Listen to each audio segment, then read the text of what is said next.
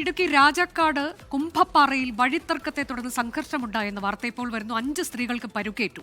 പ്രാദേശിക കോൺഗ്രസ് നേതാവ് ഷാജി കൊച്ചുകരോട്ട് ഉൾപ്പെടെ 4 പേർക്കെതിരെ കേസെടുത്തിട്ടുണ്ട്. ആദ്യം ആ ദൃശ്യങ്ങളിലേക്ക്.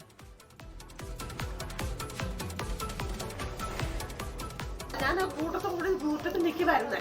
അപ്പൊ വലിച്ചെന്നെ വഴിയിലോട്ട് ചാടിച്ചിട്ട് എന്റെ തലക്കിട്ട ആദ്യം ഒറ്റയടി അടിച്ചു കഴിഞ്ഞപ്പോഴത്തേനും തന്നെ എനിക്ക് തല ചുറ്റി. അപ്പൊ വീണ്ടും ഒന്നും കൂടെ അടിച്ചു കഴിഞ്ഞ് എന്റെ കാതിൽ കിടന്ന കമ്മൽ എങ്ങനെ പറിച്ചെടുത്തതെന്ന് ഒന്നും എനിക്ക് അറിയില്ല. എന്റെ കമ്മൽ എന്റെ കാതിൽ ഒരു കാതിലെ കമ്മൽ ഇല്ല എനിക്കിപ്പോ. ഞാനും ആ മുറ്റത്ത് നിൽക്കുമായിരുന്നു.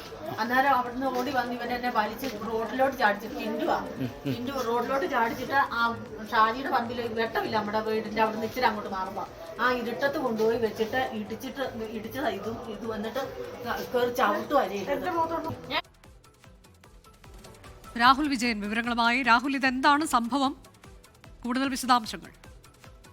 അനുജ, ഇതൊരു വഴിത്തർക്കമാണ്. കഴിഞ്ഞ കുറച്ചു കാലമായിട്ട് നിലനിൽക്കുന്നതാണ്. അതിന്റെ ഏറ്റവും അവസാനത്തെ സംഭവമാണ് ഇന്നലെ ഈ നടന്ന സംഘർഷം എന്ന് പറയുന്നത്. സുധ എന്ന് പറയുന്ന ആളുടെ വീട്ടുകാരും അതുപോലെ തന്നെ ഷാജി എന്ന് പറയുന്ന ആളുടെ വീട്ടുകാരും തമ്മിലുള്ള വഴിത്തർക്കമാണ് ഈ പ്രശ്നത്തിന് കാരണം. ഈ ഷാജിയുടെ സ്ഥലം കഴിഞ്ഞതിന് ശേഷം സുധയ്ക്ക് സ്ഥലമുണ്ട്. ആ സുധയുടെ സ്ഥലം കഴിഞ്ഞ് ഷാജിക്ക് വീണ്ടും സ്ഥലമുണ്ട്. അതിന് മുൻപിലൂടെ ഒരു വഴി കടന്നു പോകുന്നുണ്ട്. ആ വഴിയുടെ ഉടമസ്ഥാവകാശമാണ് ഈ പ്രശ്നങ്ങൾക്കെല്ലാം കാരണം. ആ വഴി ഷാജിയുടേതാണെന്ന് ഷാജി അവകാശപ്പെടുന്നു. സുധയ്ക്കും കൂടിയുള്ളതാണെന്ന് സുധയും അവകാശപ്പെടുന്നു. ഷാജി ഈ വഴിയുടെ കുറുകെ ഒരു ഗേറ്റ് സ്ഥാപിച്ചിരുന്നു. ആ ഗേറ്റ് ഇന്നലെ പകൽ ആരോ പൊളിച്ചു കളഞ്ഞു. അത് സുധയും വീട്ടുകാരുമാണെന്ന് പറഞ്ഞുകൊണ്ടായിരുന്നു ഇന്നലെ തർക്കമുണ്ടായത്. അതിന് പിന്നാലെയാണ് ഈ സംഘർഷം. നിലവിൽ സുധയുടെ മകൾ ഉൾപ്പെടെ ബന്ധുക്കളായിട്ടുള്ള 5 സ്ത്രീകൾക്ക് പരിക്കേറ്റിട്ടുണ്ട്.